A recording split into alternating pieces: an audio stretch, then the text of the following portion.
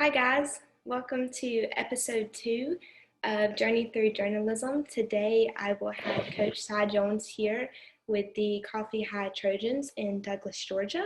We are going to obviously be doing a Zoom call today, which I'm super excited about, and see how this goes. It's the first time I'm ever doing it, so maybe it'll work out. But yeah, we're just gonna wait a few minutes for him to log on, and then we're gonna talk about coffee season last year, the upcoming season, him as a player, and just some fun personal things to get to know him and his team. And then let's see, next week I am going to interview one of my friends who is also in journalism at the University of West Georgia.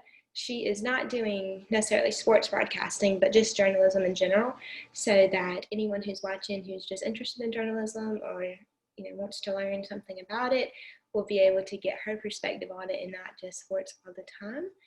And here Coach Jones is, so let's add him.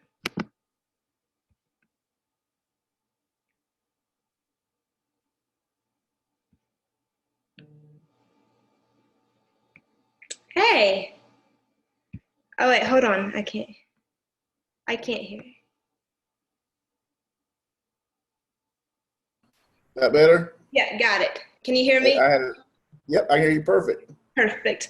Well, thank you. I know it's probably really hectic right now with school about to start. Oh no, this is a nice little break from what I was doing. So thank you for having me. Perfect, of course. Well, let's just jump into it. Last year, obviously, y'all were 11-2 and pretty much rolling coming into region. How has it been to kind of keep that successful mindset and really motivated mindset as a team with like this social distancing and precautious practices? It's been very challenging. We've been able to salvage a little bit of the summer. Obviously, shutting down. I guess it was mid-March. Right. We kind of held out hope until the very end, and then I saw a transition in our junior class, our rising seniors, that right away they started, setting their eyes on kind of unfinished business. Because like you said, we felt like that we had gotten to where we wanted to be, Right. so to speak, at that point in the season. Obviously a long way to go, but we were able to salvage a summer, and some of those, like I said, our rising seniors took the lead with some voluntary workouts, and then I was able to be with them for about 3 weeks in a row. Awesome. And our attendance was great. Awesome. Good. And this will be your 4th season at Coffee upcoming. Did you come in like with a 3-year or 5-year plan or something like that? And if so, what did it kind of look like? I think so. We used that kind of language when we interviewed for the job, and you have to be careful because you can't always predict what's going to happen and the factors that are going to go into that 3 to 5 year plan.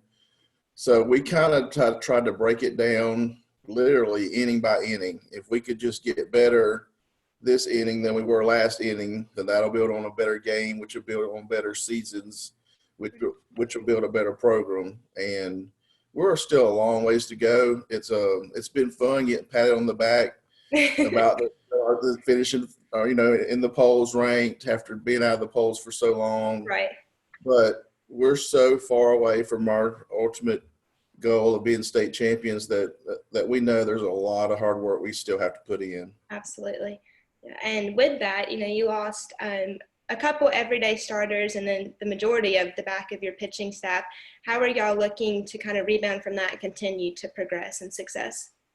Well, we felt like we hit a home run, so to speak, on the structure of our pitching staff last year. Absolutely. We took an approach that's certainly not new, but maybe not used quite as much as high school, and tried to define the roles out of our starters and our bullpen and our back end guys like right away in the preseason. Mm-hmm. And it really we were taking a big chance, to be honest. We weren't sure if it was going to work or not, and man, it could not have worked out any better. The kids just took those roles, whether they were 1 inning guys or 5 inning guys or starters. They didn't care. Nobody cared who got the credit. And right. So I think we've got a lot of innings to replace, but those roles have already been defined. So guys are kind of trying to find out personally which of those roles they could be the best at. and I think it's going to benefit us this season. For sure. And then on a more personal note, obviously Austin Cox is now with the Kansas City Royals, which is a major accomplishment, and you were able to coach him in high school. How was he to coach? Oh my! Well, I was fortunate enough to be interviewed by the Athletic. They did an article on Austin because they signed some really young pitchers all in the same draft class as Austin. Okay. And Austin was kind of the guy that was left out, so to speak, because other guys were University of Florida and some really big names. And Austin was a fifth rounder, so it's not like he was chopped liver, but he was just the fifth guy of the big four. And like I said in that interview, you could tell that Austin was different in the sixth grade. When my first year of teaching at FPD, where I coached Austin, was when he was a sixth grader. So he was in my sixth grade computer science class. And we kind of hit it off because he was a big sports guy and, loved baseball and loved to talk about sports and football and the national sports, professional sports. So I got to know him real quickly. But to watch him develop, I mean, Austin, when he was in middle school and probably even his freshman year, he didn't have the body that he has now. He was a lot shorter and a lot heavier.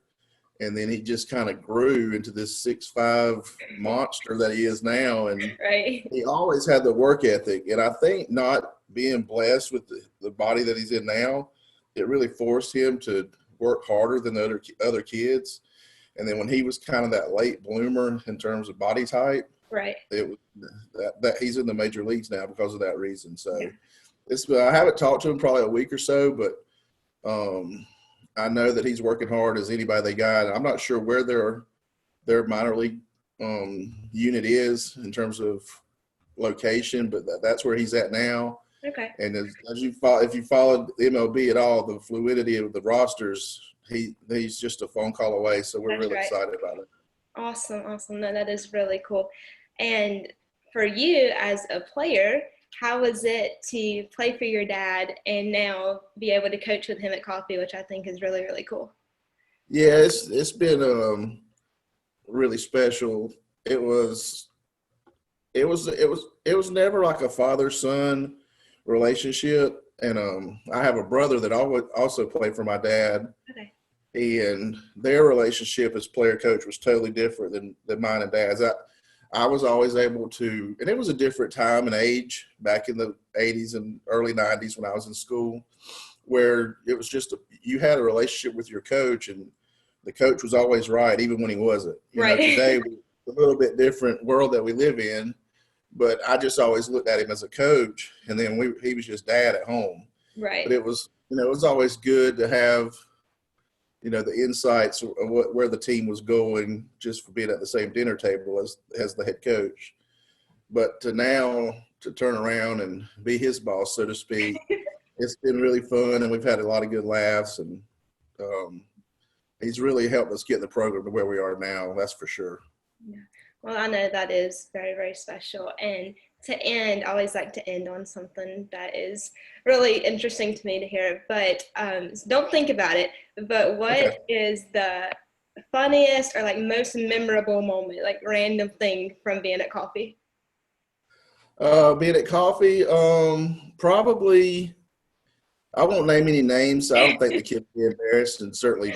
Oh no, of course.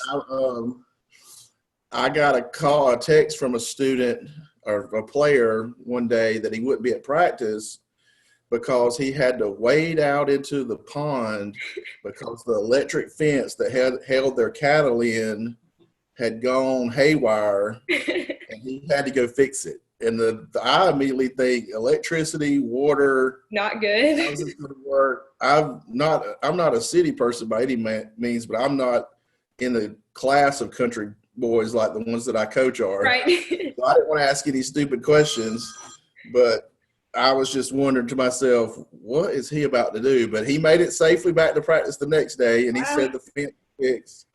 But I tell that story to a lot of the people my friends and family that aren't from down here and don't really know how we do things down here.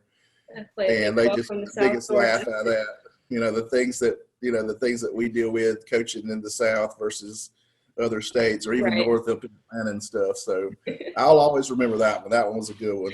For sure, for sure. Well, thank you so much for the time, and I hope Hey, you have a thank great you. rest of your day. All right, Kennedy, it's great to see you. Thank you. Take care. Bye bye.